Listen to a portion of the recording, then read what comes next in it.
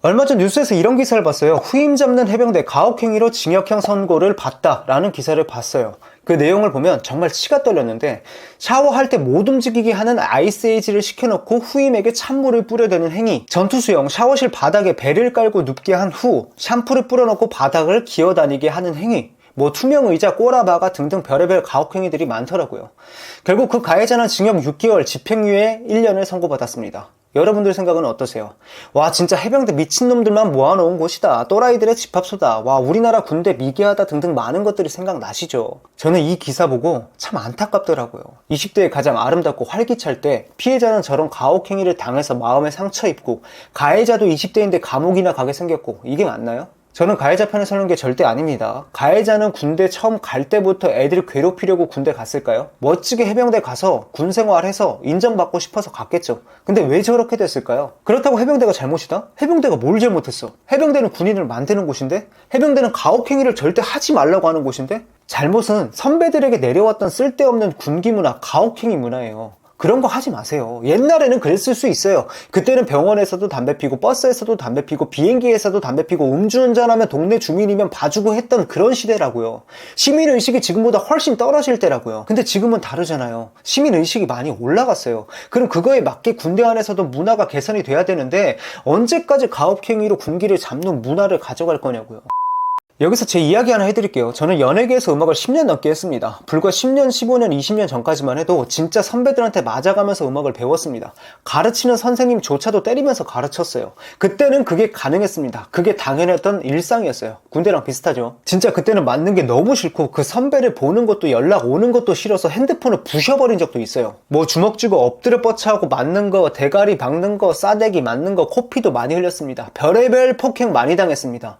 심지어 그때 저랑 같이 음악 공부하던 친구 중 한 명은 벌로 앉았다 일어났다를 너무 많이 해서 다리 근육이 녹아서 소변이 검게 나오는 것도 제 눈으로 본 적이 있어요. 그때는 그랬어요. 저게 당연했던 문화였어요. 7, 80년도는 더 심했겠죠. 근데 웃긴 건 뭔지 아세요? 그렇게 선배나 선생님이나 다른 높은 사람들이 시키는 가혹행위들이 싫었던 내가 시간이 지나서 선배가 되고 형이 되고 책임감을 가져야 하는 위치에 서니까 똑같은 행동을 하고 있더라고요. 과거에 나는 절대 저렇게 안 해야지 라고 해놓고 똑같이 하게 되더라고요. 그렇게 안 하면 안 될 것 같은 분위기, 그 느낌을 윗사람들이 조성을 해버려요. 근데 이게 문제가 뭐냐? 인간관계가 개판이 됩니다. 그 위치에 올라가서 이미지가 박혀버리면 나중에 내려놓기가 힘들어요.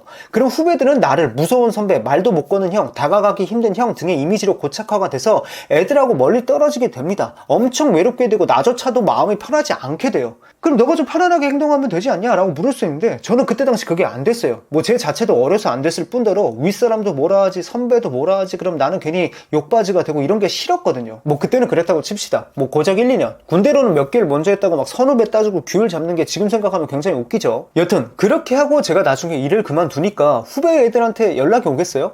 나 같아도 연락 안 합니다. 왜? 불편한 형이니까, 무서운 형이니까, 같이 있기 싫은 형이니까. 나도 나 때린 사람, 나 혼낸 사람, 그런 사람들 연락 안 합니다. 왜? 그냥 싫어요. 그냥 싫다고요. 그때 진짜 많이 느꼈어요. 이게 잘못된 거구나. 어떻게 보면 70억만 인구 중에 같은 나라에 살고 같은 말을 쓰며 같은 공간에 있다라는 게 쉽지 않은 확률인데 내가 참 나쁘게 대했구나 라는 생각을 많이 했습니다.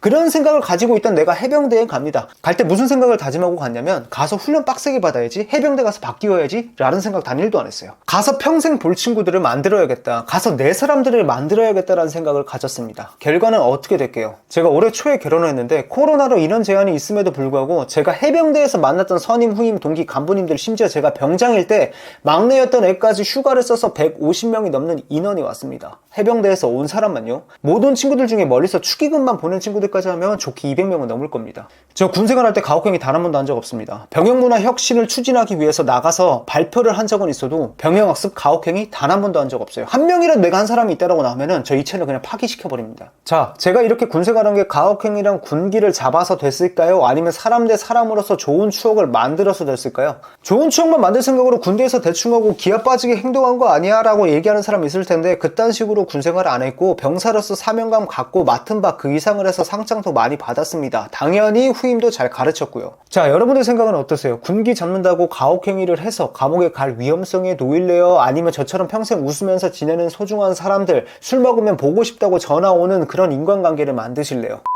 오늘 조금 쓴소리도 하고 했는데 다들 군생활 잘해서 무탈이 전역도 하고 좋은 인연도 많이 만들길 바래요. 곧 군대 가는 사람들도 깊게 한번 생각 가져봤으면 좋겠어요. 아시겠죠? 끝까지 봐주셔서 감사합니다. 그럼 지금까지 무조건 성공하는 사람 무조건이었습니다. 무조